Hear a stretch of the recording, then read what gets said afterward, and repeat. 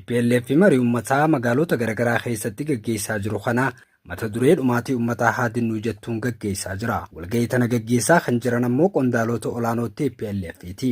Ibsi TPLF yeroo dhiyoo as baasaa jiruu fi mariin gaggeessu mootummaa federaalaa wajjin hariiroo duraanuu muddama keessa galee jiru kana caalmatti hammeessuun gama waraana waliinitti oofu akka malu kanneen sochii Tigraayitti dhaabichi godhaa jiru taajjabantu hima. Gariin ammoo TPLF uummata waliin marii gaggeessuun bu'aa gaarii argamsiisuun gara furmaataatti geessuu akka malu warri abdii hamma duyda lukkuu takka qabanis ni jiru. Kanaadatti Piroofeesara Yuunivarsiitii Kaalgaarii kan ta'an Piroofeesar Geetaachoo Asaffaa kaaba Itoophiyaatti waraana deebi'ee eegaluun waan hin oolle ta'uu sodaa qaban ibsan. Bifa nama gaddisiisu waraanatti dhiyaachaa akka jirantu natti mul'ata jechuun BBC'tti himan. Qondaalonni Tigraay haasawa taasisanii fi ibsa baasan keessatti awwaala sirna duguuggaa sanyii raawwate irratti jecha gaalee ju'uu irra deddeebiin fayyadamaa jirus ja'an. Mootummaan federaalaa sirna duguuggaa sanyiin nurratti raawwate jechuunis komatan. Qondaalonni naannichaa TPLF jecha akkanaa fayyadamuu isaanii uummanni ijoollee isaa akka waraanaaf kennu qalbii hawwachuu fi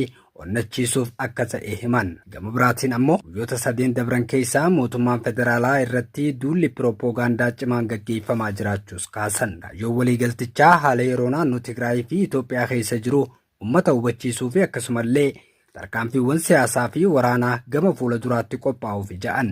Waliigaltee Piriitooriyaa boodaas waraanni hin dhaabbanne jechuun kan falman dhorkaan boba'aa bajataa fi miindaan naannicharra kan kaayame akkasumas lafa Tigraay naannoo Amaaraatiin kan qabame hafe jechuun akka ragaatti dhiyeessan. Walgahiiwwan magaalota Tigraay keessatti gaggeeffaman irratti irra jireessaan hirmaataa kan turan deeggartootuma TPLF akka ta'an maddeen BBC Tigraffaatti himaa turan. Waraanni bifa haaraan deebi'ee eegaluu mala sodaa jettu irrattis itti walii galla ja'an. Naannichatti leenjii waraanaa gaggeeffamaa kan jiruu fi dargaggoota waraanaaf guuruu ilaalchisee kuni dhimma bu'uuraati jechuun mariin miilanaa naannichatti bal'inaan gaggeeffamaa jiru ammoo hubannoo waloo uumuuf akka ta'es dubbatan.